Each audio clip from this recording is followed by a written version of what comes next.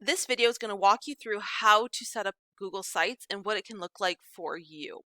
So big things here is if you use a different platform, Google Sites is really nice to make your own virtual textbook is because you can put your own information in there. You can make it personalized to what you need, tailored to what you want. And if you use a different platform such as Google Classroom or a different one as well, where people submit or your students submit their work, have discussion boards, grade, things like that. That's awesome. This just helps clean it up a bit. So they actually have a textbook, but it's virtual that they can go to and you can personalize it. So this is what it can look like for you. This is very basic in front here. I'm on unit 1 here, and here I put my buttons here to different assignments. So they click on it and it'll take them to the assignment, and I use Google Docs for this. So for example, lab safety note sheet COVID-19 and extension. So if they click on this, it will take them to the document I want them to have. Then what you can do is you can create your lessons here. You can see some different lessons, and it's really nice because you can really tailor it to what you want them to see. So you don't have extra and it's not cumbersome. So let's say you want a short little lesson, you can make it short. You can add to it, which is the beautiful part.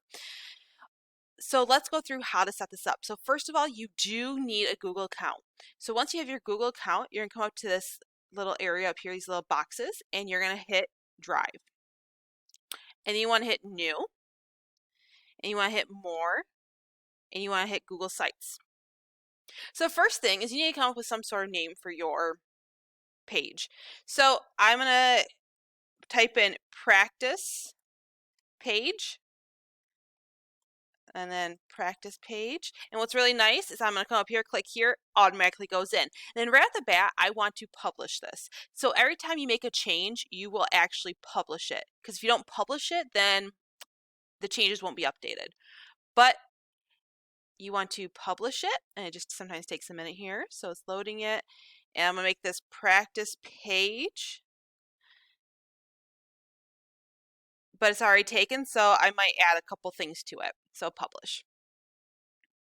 Next, here's your website. It's ready to go. So things you can do, let's say you want to view what it looks like. You can do a preview, and you can actually see what it looks like in the phone mode, the tablet, or your computer, which is really nice. And after you view what it's going to look like, you can exit out and go back to editing. Other things up here, if you want to share this link or post it in your website or wherever you have your content you want it, you can click here and you can copy the link and post that link wherever you want it. You can also share with others. So let's say there's somebody you want to share with, you can actually go in and share with somebody else. Other things, you can do things here. You can duplicate the site. Let's say you have your master's copy, but you want to make a duplicate of that. So maybe you have your 2020, 2021, 2022 changes, but you have your original as well. That's really nice. And then the publish, of course, every time you make updates, you publish. So what else can we do with this? Well, once you have your page all set up, you want to create your theme. So I'm going to choose this one, and I'm going to choose green or purple or whatever you want to do. So choose whichever thing you want here. Next, pages. This is where you create your units. So I'm going to create unit 1. Done. Unit 2. Done. And then I create all my units. And then if I click on this, I can click these little 3 buttons, my little snowman here I call it, and I can add a subpage. So unit 1, lesson 1. Can do that again. Add subpage 1.2. And then you can always put a name here too if you want to make it more specific. And then let's say you make a mistake. So you can click here and I can go to properties and change the name if I need to change it. Also, let's say, oh my goodness, this is in the wrong spot. You can move this around to wherever you want it. And then back up. So wherever you need it to be put. So you create this, it's all set up. Now you start inserting your material. So you can insert text boxes, so you can type here, and you can change things, the header. So let's say I want title, heading. There's a ton of options here, bold, italics, how do you want it aligned? You can trash it, insert a link if you want a link as well. Other things, let's say you want to split things up, you can actually change the emphasis on it. So every time you do this, there's a couple options here. You can put an image in using this, upload or select an image. You can duplicate it, that section. You can trash it. You can insert images. You can embed things. So if there's something you want to embed, you can insert something from your drive. And they have a couple layouts for you ready to go, where you can insert by hitting plus and upload your picture, your YouTube video, and what you want in there. So they have pre-made ones, but keep in mind, any of these pre-made ones, you can actually move them around and make it how you want it. Then there's some really good goodies down here. There's the collapsible text. I really like this. This is new this year. And what I like about this is you can type a question here, and this is really great practice for your students. Put the answer here. I want to show you what this looks like. So I'm going to go to publish. I want to publish this new stuff, and I want to preview it. So this is probably one of my favorite new things that they have, is you come down here, and they click here, and they can actually see the answer. So type a question, answer, by clicking this little arrow. So it's great practice for your students. So next, I'm going to come back here. Other things, table of contents, don't really use this. It gets a little cumbersome, but you do have this. Image carousel. This is really nice because you can upload images, so it's like a note card. So maybe ask a question and you want to show work that you created, let's say Microsoft Word or on a PowerPoint, you put that work in and you want to show them what it looks like. That's really great there as well.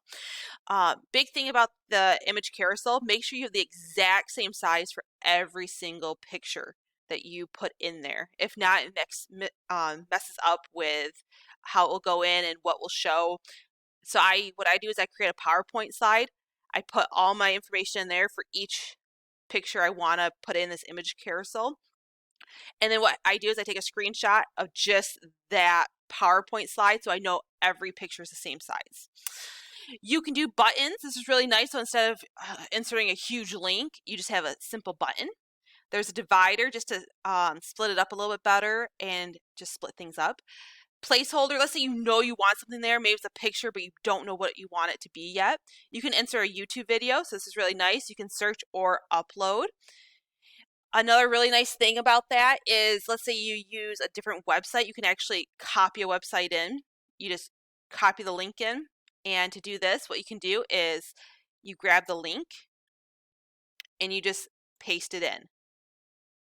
And you can choose preview is one idea, or you can actually have the full website. So if it's a website that will allow you to show the entire website, it pops up. And that is similar to if I come here and go to Good Research, you can actually see the website right in here. So you don't have to have multiple links. You can plop the website right in there as well if the website allows it. Other things really nice is, let's say you have a calendar, a class calendar created in Google for your Google account. You can put this in here so your students on the homepage is beautiful. They can see what you're doing every day or what the expectations are. Google Maps, you can insert those. Documents. So if you have a really nice document set up, because you want to keep it pretty, looking good, you can actually just insert your document for your students to see. I always recommend putting the link in as well. So I always put the link in. So my students, if it's not working for some reason, they can get to it. And the same thing with Google Docs. Let's say you have Google Slides or Google Sheets, Google Forms or Google Charts all set up. You can insert that as well. So if I go here, you can see that I can insert other things as well. So website, Google Form, right in there, ready to go.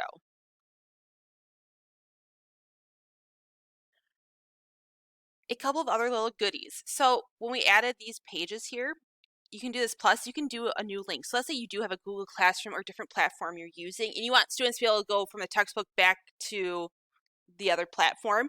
You can actually put in here, let's say Google Classroom. So they can click on this and go right back.